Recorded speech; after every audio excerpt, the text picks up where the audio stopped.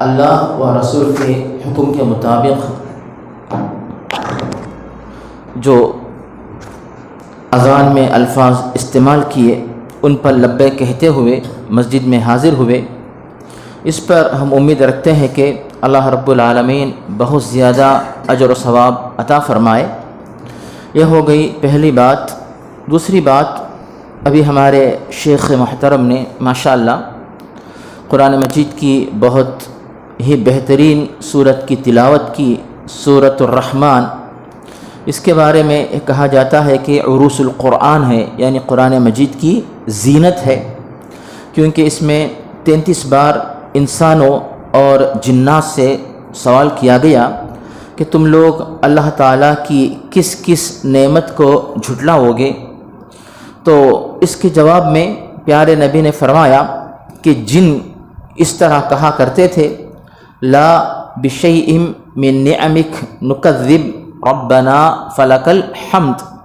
کہ یا اللہ، یعنی جنات نے جو جواب دیا پیارے نبی، یعنی جو پیارے نبی کی تلاوت پر، تو اس کا ذکر پیارے نبی نے فرمایا کہ لا بشیء من نعمک ربنا نکذب، یا اللہ تیری کوئی بھی نعمت ایسی نہیں جس کو ہم لوگ جھٹلا سکتے ہیں۔ تو یہ ان آیات کا جواب رہا۔ اس کے بعد شیخ محترم نے جو بڑی اہم بات بتائی کہ جہنم کی آگ میں کسی کے عذاب میں تخفیف نہیں ہوگی، تو جہنم میں جانے والوں کی جو اقسام ہیں ان میں سے ایک قسم ایسی ہے جن کا ذکر آج کے درس میں آیا،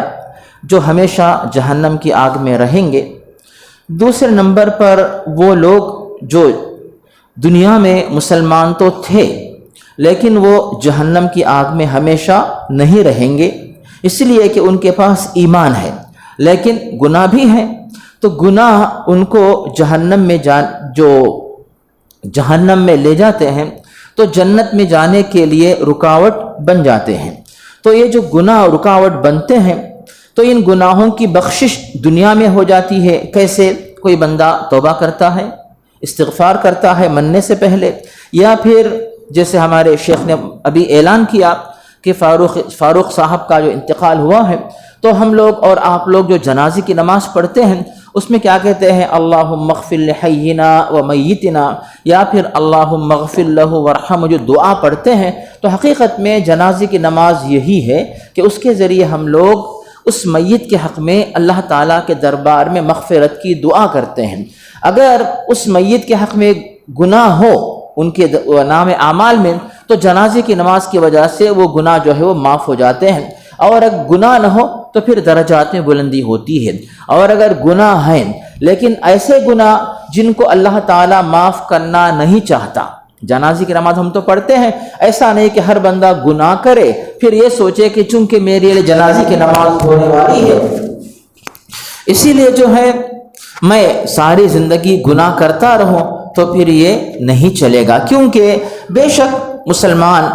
جو کہ جنازے کی نماز پڑھ کر میت کے حق میں مغفرت کی دعا کرتے ہیں، اب مغفرت کی دعا جو کرتے ہیں اللہ تعالیٰ کو یہ دعا کس حد تک پسند آئے گی، اور اس دعا کی وجہ سے، اس نماز کی وجہ سے اس میت کے کس کس گناہ کو اللہ تعالیٰ معاف کرے گا یا معاف نہیں کرنا چاہتا، اللہ کے اختیار کی بات ہے۔ ورنہ ہر بندہ یہ کہے گا کہ ساری زندگی میں گناہ کرتا رہوں کیونکہ میرے لیے جنازے کی نماز آنے والی ہے، تو یہ نہ سوچے بلکہ دنیا سے جانے سے پہلے ہی تیاری کریں۔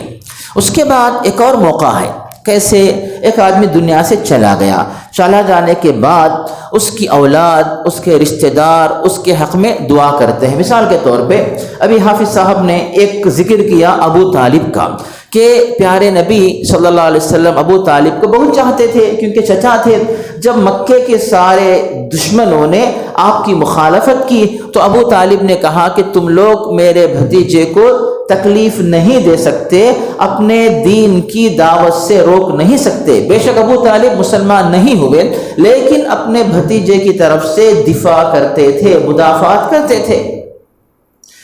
اسی لیے نبی کریم نے سوچا کہ جو چچا ساری زندگی دنیا میں میرے ساتھ رہے، وہی چچا آخرت میں بھی میرے ساتھ وہ رہیں گے، تو اس تمنا، اس امید سے پیارے نبی یہ چاہتے تھے کہ وہ کلمہ پڑھیں، لیکن انہوں نے جو ہے کلمہ نہیں پڑھا۔ یہ کہا کہ میں اپنے باپ عبد المطلب کے دین پہ دنیا سے، انہوں نے اس طرح کہا، تو اپنے باپ کے دین پر وہ قائم ہیں، جس کی وجہ سے پیارے نبی صلی اللہ علیہ وسلم بہت ہی رنجیدہ ہوئے۔ اس کے بعد آپ نے ان کے حق میں مغفرت کی دعا کرنا چاہا، لیکن اللہ تعالیٰ نے منع کر دیا کہ ما کان للنبی والذین آمنوا یستغفروا للمشرکین ولو کانوا اولی قربى من بعد ما تبین لهم انہم اصحاب الجحیم۔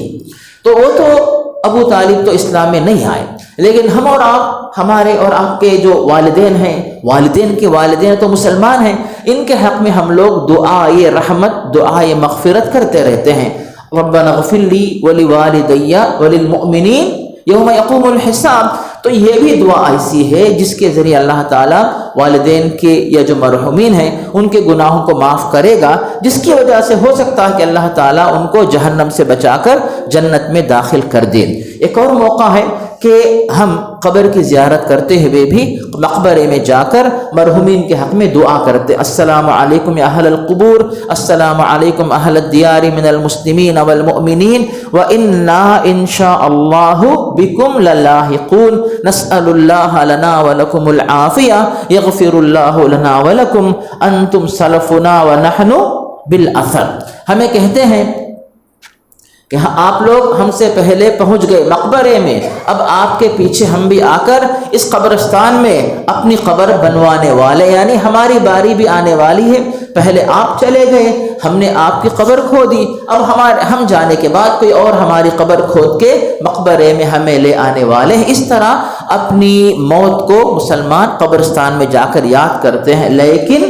وہاں جا کر اس میت کے حق میں دعا بھی کرتے ہیں۔ کیوں دعا کرنے کا فائدہ کیا ہے؟ ہو سکتا ہے کہ اس دعا کی وجہ سے جو مقبرے میں مرحومین جن کے لیے آپ جا رہے ہیں، بلکہ عمومی طور پر جو اس مقبرے میں موجود ہیں، ان سب کے حق میں آپ کی دعا لگتی ہے، جس کی وجہ سے ہو سکتا ہے کہ اللہ رب العالمین ان مرحومین کی مغفرت کر دے۔ تو آپ دیکھ رہے ہیں کہ بہت سارے مواقع ایسے ہیں کہ ہم جب رحمت کی، مغفرت کی دعا کرتے ہیں، اس کی وجہ سے اللہ تعالیٰ کسی کے لیے جہنم کی سزا، جہنم کے عذاب میں تخفیف کر دے، کمی کر دے، یا بالکل کینسل کر دے، معاف کر دے، اور ان کو جنت کی راحت عطا کرے۔ یہ ہو گئی ایک بات۔ دوسری بات ابھی شیخ محترم نے ایک کسی جو فاروق صاحب کی وفات کے بارے میں اطلاع دی ہے، اس طرح وفات کے بارے میں اطلاع دینا یہ پیارے نبی کی سنت ہے۔ علماء کہتے ہیں کہ وفات کی اطلاع دینا یہ سنت ہے۔ کیسے؟ جب پیارے نبی کے ایک صحابی، وہ کون تھے؟ نجاشی۔ نجاشی کون؟ حبشہ، یعنی اس وقت افریقہ کے اندر حبشہ ایک مقام تھا، اس مقام پر ایک جو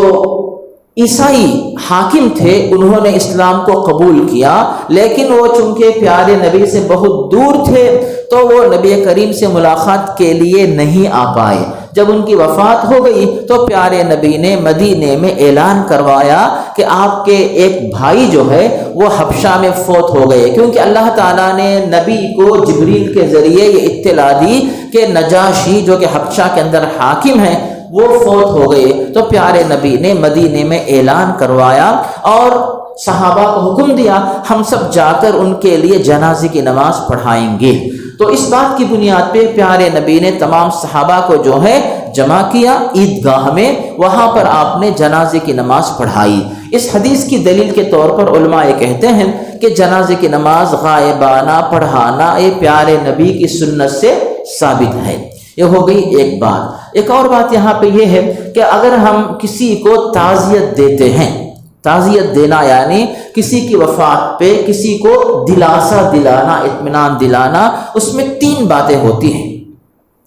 ایک بات یہ ہے کہ اللہ تعالیٰ آپ کے اس مرحوم یا مرحومہ کی مغفرت فرمائے، یعنی گھر والوں کو تین باتیں ہم بتائیں گے۔ اللہ تعالیٰ آپ کے اس مرحوم کی مغفرت فرمائے، ایک۔ دوسری دعا، اس مرحوم کے جو رشتہ دار ہیں ان کو صبر اور اجر عطا کرے، کیونکہ جب صبر کرتے ہیں تو اللہ تعالیٰ ان کو اجر دیتا ہے۔ تیسری بات کہ جو چیز آپ سے چھین لی گئی، لے لی گئی، اللہ تعالیٰ اس کا بہتر متبادل آپ کو عطا کرے، یعنی ان کے دنیا سے جانے کی وجہ سے جو نقصان ہوا ہے اللہ تعالیٰ اس کا بہتر بدلہ آپ کو عطا کرے۔ تین چیزوں کی دعا ہمیشہ ہم کسی بھی شخص کو جو ہے جب دعا دیتے ہیں، مرحوم کے بارے میں اس طرح تعزیت دیتے ہیں، ان تین باتوں کا خیال رکھتے ہوئے ہم ان کے حق میں جو ہے تسلی کے الفاظ کہیں گے کہ اللہ تعالیٰ اس مرحوم کی مغفرت کرے، آپ جو بھی ان کے لواحقین ہیں ان کو اللہ تعالیٰ صبر اور اجر دے، اور جو چیز آپ سے لے لی گئی ہے اس کا بہتر متبادل اللہ تعالیٰ آپ کو عطا کرے۔ تو اس طرح جو ہے کچھ باتیں تھیں جو میں نے سوچا کہ آپ کے سامنے پیش کروں۔ اور ایک بات ذیلی ذہن میں رکھے کہ شیخ محترم نے بھی جو اعلان کیا کہ جنازے کی نماز ہم لوگ پڑھیں گے،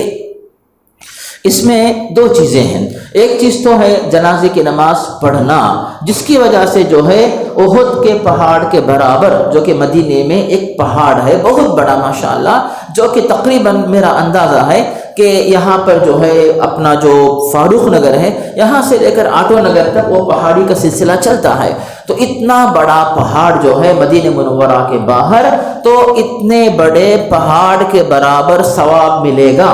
کتنا ثواب دیکھیے آپ، صرف جنازے کی نماز پڑھتے ہیں، اور جنازے کی نماز پڑھنے کی وجہ سے ایک قیرات، پیارے نبی نے فرمایا کہ ایک قیرات کے برابر ثواب ملے گا، اور ایک قیرات جو ہے احد کے پہاڑ کے برابر ہوگا۔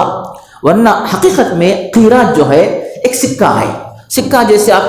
آپ کی جیب میں آج کل جو یہاں کا جو اس ملک کا جو سکہ ہے 5 روپے 2 روپے 1 روپے ایک سکہ ہوتا ہے، اس سکے کے برابر جو سونے کا سکہ، تو وہ جو ہے مدینہ منورہ میں وہ استعمال ہوتا تھا۔ تو پیارے نبی نے مثال دے کر سمجھایا کہ تم کو جنازے کی نماز پڑھنے پر ایک سکے کی خیرات کے برابر ثواب ملے گا، لیکن